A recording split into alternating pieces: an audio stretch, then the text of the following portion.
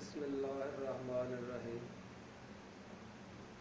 अस्सलामुअलैकुम वरहमतुल्लाहि वबरकातुहू। प्यारे नाज़रीन, कैसे हो? सेहतां तबीयतां ठीक ने? उम्मीद करने तुसीं ठीक होवोगे। असीं भी ठीक हाँ, शुक्र अल्लाह पाक दी ज़ात दा करम है। जिस तरह रोज़ साडी मुलाकात हुंदी है, इस तरीके नाल ही फिर इस सिलसिले विच तुहाडे वास्ते बहुत ही ज़बरदस्त चीज़, बहुत ही ज़बरदस्त तोहफा लैके तुहाडी खिदमत विच हाज़र होए हैं। ये नुस्खा है दाद ते चंबल दा। चंबल ते दाद पैरां दे उत्ते अक्सर हो जाती है, हत्थां दे उत्ते हो जाती है, जख्म बन जाते हैं, पी भरेशा विचों आउंदा और बहुत परेशान करती है। सर्दियों में तो अक्सर हो जाती है कि पैरां दी मैल ज़्यादातर साफ ना करन दी वजह तो या गंदे पानी लगन की वजह तो ये अक्सर मर्ज बन जाती है। तो जी चंबल है बड़ी नामराद मर्ज है, ये अपन जड़ा नसां के अंदर फैला देंदी है। तो यदा नुस्खा, यदा इलाज वही बेहतर है कि जोड़ा ये लगे तो ये थल्लों दी जड़ां तक साड़े, फिर जाके ये बेहतरी आती है। तो बेहतरी लियाउण वाली अल्लाह की ज़ात है, वो बड़ी करीम ज़ात है, बड़ा बेनियाज रब है।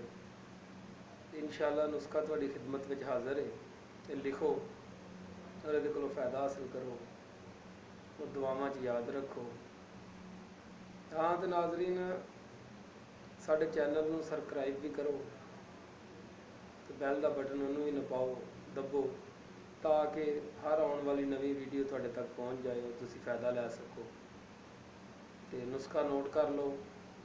हल्दी 4 किस्म 4 तोला, हल्दी 4 किस्म 4 तोला,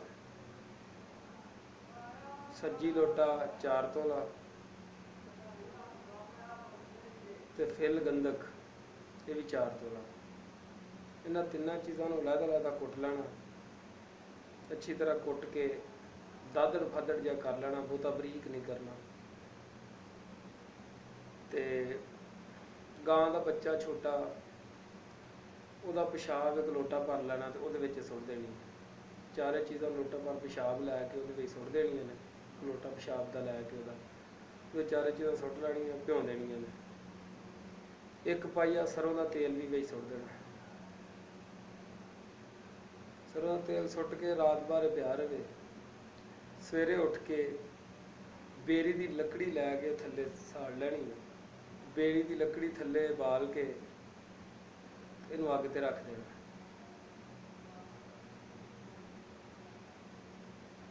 इनू अग ते रख देना, हल्की हल्की अग बालदे रहना। जो पानी सारा सड़ जाए तो तेल बच जाए, उस तेल नू ला लेना।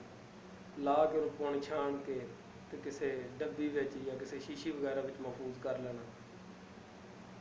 उस तो बाद जख्मां नू अच्छे तरीके नाल साबण नाल धो के साफ करके चंगी तरह उत्ते तुसीं तेल जिहड़ा ला देना। 2-2 घंटे तो बाद लाना,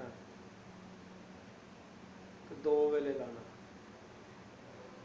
यानी कि सुबह लाया, 2 घंटे बाद फिर ला लिया, फिर ला लिया, रात को फिर इस तरह ही असर टाइम लाया, 2 घंटे बाद धो लिया तो फिर ला लिया, यानी कि दिहाड़ी 4 बारी ला लेना। इंशाअल्लाह लाज चंबल दाद जिहड़ी है बिल्कुल ख़त्म हो जाएगी। और इस दे लाने के दौरान जिन्ना ज़्यादा नहावोगे उन्ना ही तुहाडे वास्ते फ़ायदेमंद साबित होएगी। अल्लाह ने के बान।